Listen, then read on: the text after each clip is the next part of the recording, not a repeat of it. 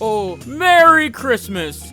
Now, what would you like for Christmas, little girl? Well, I would like a real-life unicorn, and I would also really like to have a doll. Oh, I can do the doll, but the unicorn is another story. Hey, wait a minute, don't get upset. If you truly believe in something, I believe that it will come true. So continue to believe that you will get a unicorn, and maybe one day you will get it. Ho! Thank you, Santa! Well, Merry Christmas, little girl. All right, who's next? Oh, yes, you, little boy. What would you like for Christmas? I don't really know what I want for Christmas, Santa. Oh, a little shy, aren't we? Well, that's okay. There are plenty of things that you can think about to get for Christmas. Toys, electronics, a subscription to the Dockery Docket. I mean, it's free. There are so many options. Okay, I think I know what I want. I want a Nerf gun. Those things are so cool. All of my friends have them, and I want to be just like my dad. He's a cop. Maybe he could teach me how to actually use a gun the correct way. Kid, are you serious? That's the stupidest thing ever. I mean, I can't bring you that. I can't be giving out toy guns with rubber bullets. That would be a terrible idea. I will mark you down on the naughty list. And instead of an environmentally harmful lump of coal, I will give you a solar panel instead. Because I really want you to think all year long about what you said. And hopefully next year, you will pick a better gift.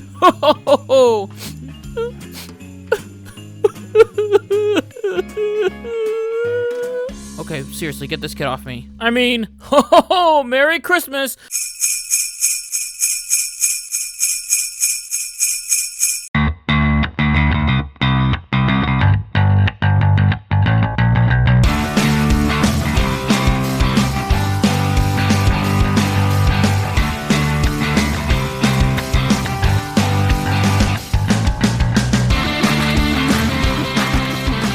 What's going on, everybody? It's Kyle Dockery with the Dockery Docket. We are here with our very 52nd episode of the Dockery Docket. I'm excited to be here, and I hope that you are excited to be here as well. So I really hope that you enjoy this new looking logo, as the Dockery Docket logo has a Santa hat on it. I think it looks pretty festive, and it is also preparing us for the Dockery Docket Christmas episode, which will more than likely be released on December 20th. If not the 20th, then wait for the 21st. Also, last week, if you stay tuned to the very end, you'll know that I made a video talking about how I want to get 100 subscribers by my birthday. So, to do that, I need you to like this video, subscribe to the channel, and also share this video with your friends. Subscribing is 100% free, so if I say something that you don't like, you can always change your mind, but please don't. Please, I beg of you, please. Just stay subscribed forever, please. So with that all out of the way, let's actually dive into this episode. Now, one of the most popular Christmas movies that will probably be on multiple times over and over again is A Christmas Story. With the over-the-top characters, the lamp in the windowsill, and also just the crazy shenanigans that family goes through, it is an absolutely crazy, classic Christmas story. So, now you thought that story was just a fake story with a fake family and a son who wishes to have a Red Ryder BB gun. Well, apparently this story isn't fake, as instead of a boy wanting a Red Ryder BB gun, he wants a Nerf gun. I mean, it's either that or he wants nothing at all. Instead of a logical reason like you'll shoot your eye out, which is expressed by Ralphie's teacher and Ralphie's parents and everyone else, including a mall Santa, this mall Santa in this real-life story simply said no. He said, nope, no guns, not even a Nerf gun. What a Scrooge. What a Grinch. What a leftist thing to do. The worldview of this Santa was probably if this kid gets a Nerf gun, he will grow up to be a shooter. Or worse, he will become a responsible gun owner. By the end of the conversation, the boy was broken down in tears, which for a mall Santa is not really the goal at all. The poor mother then had the job to try to explain to the child this whole situation, as she was trying to make sure that the Christmas spirit was not destroyed in this little boy. The mother explained in a Facebook post that this was the year Michael was excited to go see Santa. It was supposed to be a magical moment. But instead, I had to watch my sweet little boy fight back tears because Santa told him no, because of his own personal beliefs. This, of course, went viral on social media, and the mall was receiving backlash, So luckily, they fixed the situation by actually going to the boy's house and giving him the toy that he always wanted. However, even though this situation was fixed, I still believe that this little boy will end up growing up to be a conservative, as every single Christmas he will be reminded of that event and hate the left more and more, as they are the ones that wanted to stop him from playing with a toy. Even when this little boy stops believing in Santa, the leftist ideology that he saw in that mall Santa will still be very, very much real. And this is the scariest thing of them all. The ideology of guns being bad, even though it was reported that the little boy's dad was a police officer, is just a terrible, terrible thing, as this boy might want to be more like his father. And this could have been an absolutely great time for the father to teach his son about gun safety. The issue is that the left wants control. They want to be the ones to tell you that you can't have a toy gun, and more importantly, they are the party that wants to control you in every single way. And because of COVID, we can see that these Democratic governors and politicians are gaining more and more power, and they are becoming more and more corrupt. This is just one reason why we must stand up to the left, as there is a possibility that these different lockdowns are a power grab, and once a politician gets their hands on power, they will usually not let it go. We saw this in Michigan, as the Michigan Supreme Court ruled that Gretchen Whitmer's lockdowns were unconstitutional. She then said, "Watch me," and locked down the restaurants for 3 weeks. This power has gone to the politicians' heads, as there seems to be one standard for the politician and then another standard for the people. For the people, the government expects them to stay locked in their homes for weeks or even months with no money coming in, as the stimulus has continued to be blocked by Nancy Pelosi, because we have to wait for Joe Biden to be president. Duh. So these politicians are able to have money because they still get paid, and they are able to go outside to restaurants even though they want restaurants to be shut down. Now, I know that I already talked a little bit about this recently on episode 50. Make sure to check that one out. However, since that episode aired, there have been many more Democratic politicians that have broken their own COVID-19 guidelines. For example, according to Ben Shapiro, California Governor Gavin Newsom is currently locking down some 33 million citizens, but had no problem eating indoors with members of the California Health Association at the French Laundry. Along with this, LA County Supervisor Sheila Kuehl voted to ban outdoor dining, then went to an outdoor restaurant later that night. Then there is my favorite story of them all. Austin Mayor Steve Adler told his constituents, "Stay home if you can," in a Facebook video filmed from his vacation timeshare in Cabo San Lucas. And we also have video evidence of the mayor of Springfield lying to his people. Just take a look at this. And now for an emergency announcement from the mayor. People of Springfield, because of the epidemic, I have canceled my vacation to the Bahamas. I shall not leave the city. Hey, you! Get that steel drum out of the mayor's office. Sorry. So yes, that was meant to be funny. However, the double standard for the people and the politicians is still very, very super clear. And it is also funny, as when different politicians break these laws, they give these little messages like, "Oh, I'm so sorry. I need to practice what I preach." Yeah, no dip, Sherlock. While the average people that break these laws are called domestic terrorists. As Dr. Muda Davis recently said, "If it were up to me, anybody not wearing a mask when they are out in public would be arrested." He continued by saying, "That's an act of domestic terrorism and should be treated like one." So now it's time to play a fun game. Who's going to be arrested first? Are we going to arrest Chuck Schumer, who was caught without a mask on, Lori Lightfoot, who didn't have a mask on, Gavin Newsom, who we talked about was eating at that restaurant, who didn't have a mask on, and even Dr. Anthony Fauci, who was at a baseball game without a mask on? All of these people have been caught not wearing a mask, so they should all be thrown in jail, right? I mean, they're breaking the rules, and it is according to the science. Once again, with masks, we see a double standard, as these politicians can take off their masks, but if an average American citizen, or the President of the United States or other conservative representatives take off their mask, then they should all be thrown in jail. This whole idea of these different double standards and also changing the different rules to make sure that politicians are okay with not wearing a mask but the people aren't, reminds me of a classic book by George Orwell called Animal Farm. Now, for those who haven't read the book, I definitely do recommend it. I'm pretty sure that you can get it free online as it's past the copyright code. Anyway, I will explain it a little bit to you, and it won't be boring, I promise. So the book is mostly about how power corrupts, and the story talks about animals taking over a farm from a farmer, and the pigs become in control and basically lead a communist farm. I know, it's a very, very weird concept, but stick with me, it will all come together. The pigs, as the leaders, create 7 different commands, being whatever goes upon 2 legs is an enemy,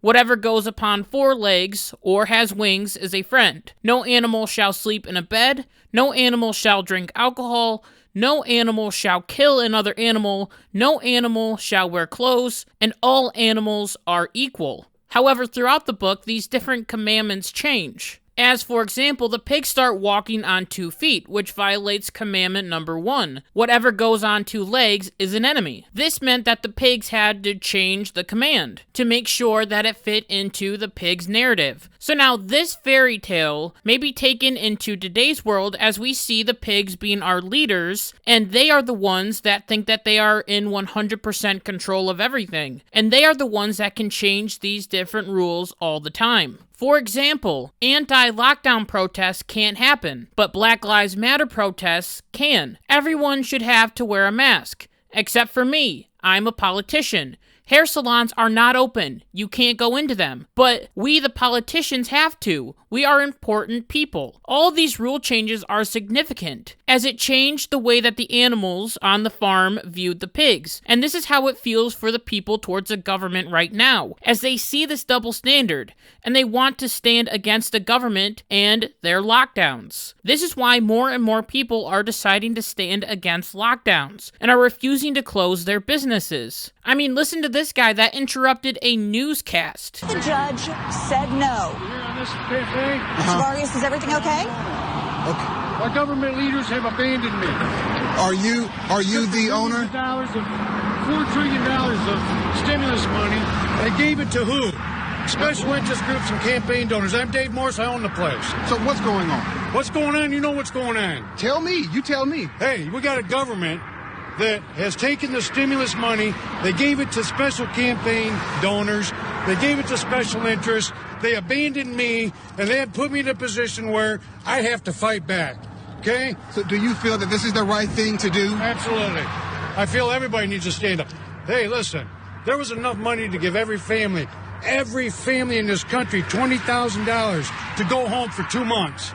They chose to give it to special interests and campaign donors, the Kennedy Space Center, and they abandoned us. So you could have given me money. I'd gladly walk away for 60 days and let this virus settle down. I'm not going to do it alone.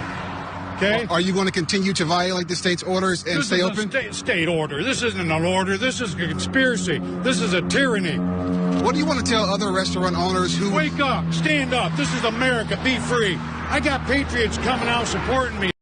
The tyranny that I believe that this man is talking about is that the government can decide who is essential and who is not essential. This leads us to one of the most significant rules in Animal Farm that changes, which was the very last commandment, and it is what wraps up George Orwell's masterpiece, as the final rule changes from all animals are equal to all animals are equal, but some are more equal than others. The premise being some animals are better, or at least more important than other animals. If we were to put this commandment into today's time period, it would probably read, all people are essential, but some people are more essential than others. Do we see this in our world today? Yes, we sure do, as the government is deciding who is, quote, essential and who is not essential. I mean, we saw this with the man that interrupted the news, and sadly, there are many other people that are just like that man, and they are starting to break these different orders. as one of the greatest examples of this comes from a restaurant owner in California named Angela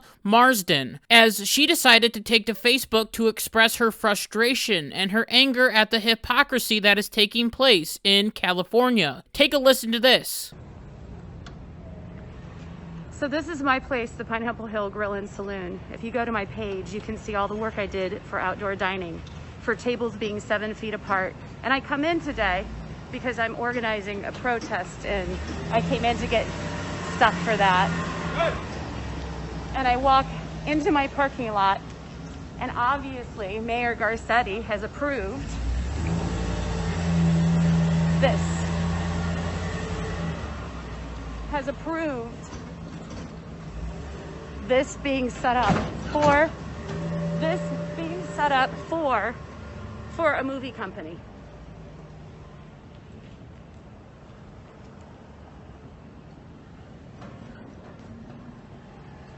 I'm losing everything. Everything I own is being taken away from me. And they set up a movie company right next to my outdoor patio, which is right over here.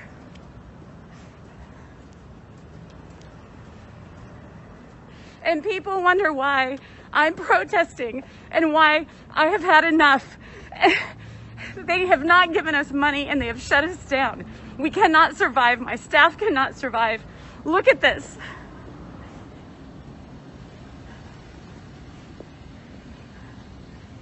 Tell me that this is dangerous, but right next to me as a slap in my face,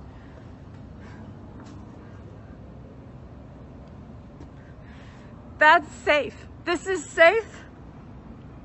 So as you can see, just like this woman said, this was a huge slap in the face from the mayor of LA, as the government is 100% fine with Hollywood doing exactly what the restaurant is doing right next door. That was just recently shut down. This is because the Democrats have changed the rules. Remember, all people are essential. Some people are just more essential than others. Hollywood is more essential, as they're the ones that are entertaining us and make us all happy. While this may be true, it doesn't mean that they are better than us. And all of this just really makes me wish that these Hollywood stars could experience what it's like to be one of these people who can't go anywhere and are locked down. These people have no money. They are experiencing mental problems, and it is simply not a very, very good situation. And these celebrities with millions of dollars, and they're still making money, and they have huge mansions, are like, make sure to stay in your home. Yeah, easy for you to say. These celebrities are very much pro-lockdown, as 99% of them are Democrats, and also still working and making money. It is how we get different skits from SNL, like this one from Pete Davidson, who is, well, not the funniest comedian ever, as he said this. Just take a listen. Oh,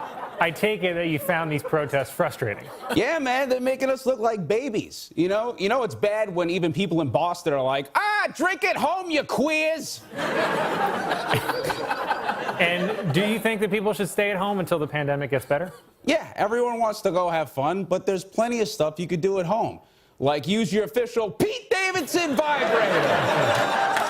I didn't realize it was official now. Yeah, I just decided it was. It's a quality item, and it's weirdly accurate. How did they know how white it is? Yeah, I don't know. I guess just a lucky guess, yeah. So he called people that are struggling to make ends meet babies. These people are not babies. They're the ones that are trying to stand up to this hypocrisy. Remember, if this was a Black Lives Matter protest, I am 100% sure that Davidson would not call them babies without some heated backlash. But because it was an anti-lockdown protest, he is able to talk about how bad it was. Also, Pete Davidson and also his co-host Colin Shea should be arrested for being domestic terrorists, as they are both not wearing masks. Along with this, if these two characters care so much about COVID, then they wouldn't be sitting literally 3 inches away from each other. I mean, maybe they were tested, but still, of course, this is a double standard. The standard doesn't just live on the stage, but it also lives in the stands. As according to the New York Times, Saturday Night Live's studio audience who attended the show's taping last weekend were paid, effectively making them cast members. Though New York state guidelines prohibit the public from attending live television television shows, the Saturday Night Live team's loophole allowed the show to be filmed in accordance with the state's reopening guidelines, which were enacted to slow the spread of the ongoing coronavirus pandemic. The problem with this loophole is that these people are so willing and able to call out people that are outside protesting, calling us babies, and that we are somehow going to kill grandma while they have an audience full of people. It is simply a huge double standard, and once again, they think you are stupid, but you aren't. I know that you can see through this absolute crap that these people are trying to pull on us, and we cannot let this slide. Now, this whole episode is not a call to violence at all. I want no violence. However, if we are going to protest these lockdowns, we need to do it right. We need to wear masks, be on public property, and we need to make sure that the area is cleaner than how we left it. This way, the media has nothing to cover, and we on our part look good. The point of this little ramble that I'm going on is that we need to hold the government accountable, and we can do this by doing it the right way. In the end, power is corrupt, and it can make one of the nicest people in the world turn into a real jerk. This is why I believe as a country we are very, very lucky, as we are founded on certain rights that make sure that the government can't overreach its power. However, I believe that if some governors had their way, they would have locked us in our house and bolted our door shut just like they are doing in China. No, I'm not saying that these different governors are going to become like China, but China is a great example of how power can be corrupted. In China, President Xi has full control, and the people of the country just accept it.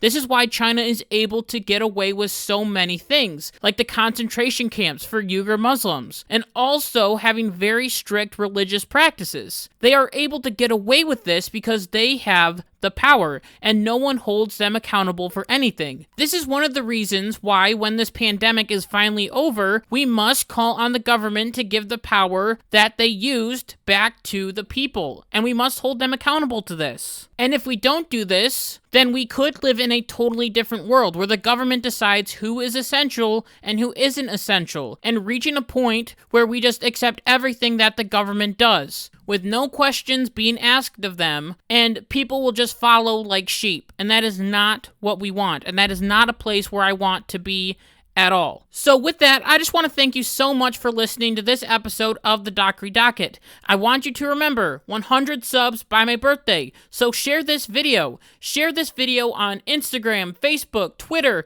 all the social media sites. Tell your mom, tell your dad, tell your grandma, tell your grandpa about the Dockery Docket. And until next week, like my mom always says, be good, be kind, be loving, goodbye.